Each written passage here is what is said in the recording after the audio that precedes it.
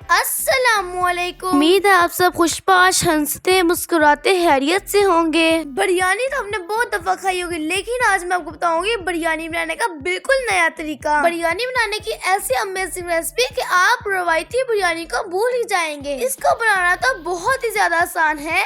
अगर जायके की बात की जाए तो ये बेमिसाल है। मैंने मेन इंग्रेडिएंट्स यहाँ पर मेंशन कर दी हैं। अगर आप रेसिपी को परफेक्ट बनाना चाहते हैं तो वीडियो को एंड तक जरूर देखिएगा। 3 बड़े साइज के प्याज को बिल्कुल बारीक चॉप कर ले। प्याज का पेस्ट नहीं बनाना बल्कि इनको बारीक चॉप करना है और इन्हें एक बड़े पैन में ऐड करें।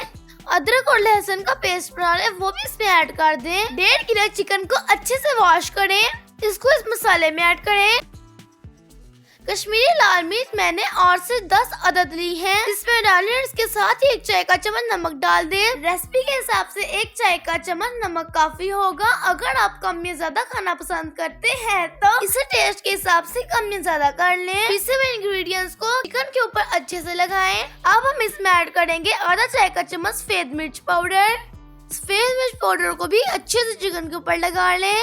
10 से 15 मिनट के लिए सिर्फ रेस्ट दें और एक बड़े साइज का पतीला लें। 1.5 से 2 कप इसमें ऑयल ऐड करें। ऑयल को गरम करें। आधा चाय का चम्मच सफेद जीरा लें। जैसे ही ऑयल गरम हो जाए सफेद जीरा इसमें डालें और उसको कड़कड़ा लें। 10 से 20 सेकंड जीरे को भून लेने के बाद अब हम इसमें चिकन ऐड करेंगे जो हमने 15 मिनट पहले मैरिनेट करके रखा था। तमाम चिकन इसमें ऐड कर दें और चम्मच चलाते हुए इसे भून लें।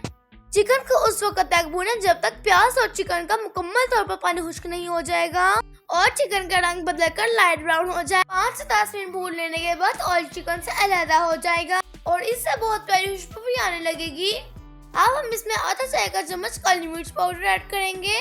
चम्मच चलाते हुए इसे भी अच्छे से मिक्स कर लें। 1 से 2 मिनट भून लें और चिकन की बुनाई अच्छे से हो जाए तो इसमें 300 ग्राम दही ऐड करें। दही को अच्छे से फेंट लें, इसमें कोई भी गुठली बाकी नहीं रहनी चाहिए। दही को ऐड करने के बाद चम्मच चलाते हुए इसे अच्छे से मिक्स कर लें। अब हमें इसे उस वक्त तक पकाना है जब तक चिकन अच्छे से गल नहीं जाता और दही का पानी खुश्क नहीं हो जाएगा। 4 से 5 मिनट के लिए इसे ढक्कन लगाकर पकाएं। जैसे चिकन गल जाए तो चूल्हा तेज करें और दही का पानी खुश्क कर लें।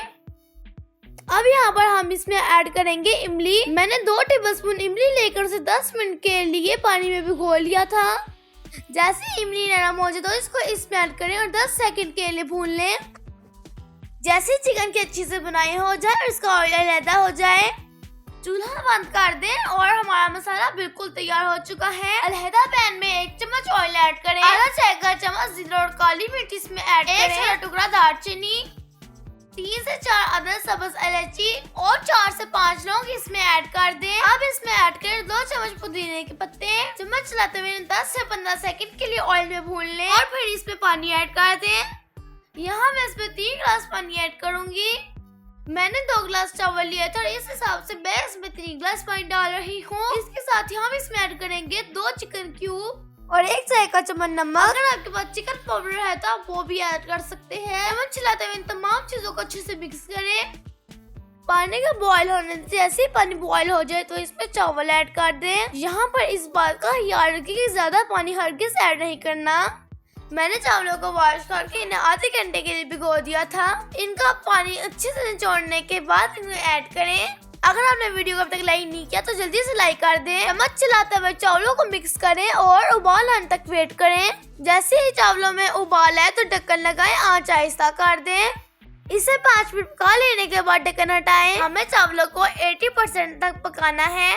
हमारे चावल तकरीबन 80% तक पक चुके हैं। अब चलते हैं अगली स्टेप की तरफ। चिकन मसाले में से आधा मसाला प्लेट में अलग कर लें। अब इस पर तमाम चावल डाल दें और इन्हें चम्मच की मदद से ऊपर से बराबर कर दें। जो चिकन मसाला हमने प्लेट में अलग किया था वो इसके ऊपर डाल दें। मसाला ऐड करने के बाद अब हम इसमें ऐड करेंगे दूध को नीम गरम कर लें, उसके ऊपर डाल दें। अब इस पर ढक्कन लगाएं और 5 से 10 मिनट के लिए दम पर लगा दें। 5 से 10 मिनट के बाद ढक्कन हटाएं। हमारी व्हाइट चिकन बिरयानी की रेसिपी बिल्कुल तैयार है। हल्के हाथों से चम्मच चलाते हुए तमाम चावलों को मिक्स कर लें ताकि मसाला और चावल एक जैसे हो जाएं। इसे डिश आउट करें और एंजॉय करें। ये रेसिपी आपको यकीनन पसंद आई होगी और आपके लिए बहुत हेल्पफुल होगी। इस रेसिपी को जरूर ट्राई कीजिएगा और मुझे अपना फीडबैक जरूर दीजिएगा। इसे अपने दोस्तों और अजीजों के साथ शेयर करना मत भूलिएगा। अपने और अपने प्यारों का बहुत सारा याद रखें। मिलते एक नई रेसिपी के साथ। अल्लाह हाफिज।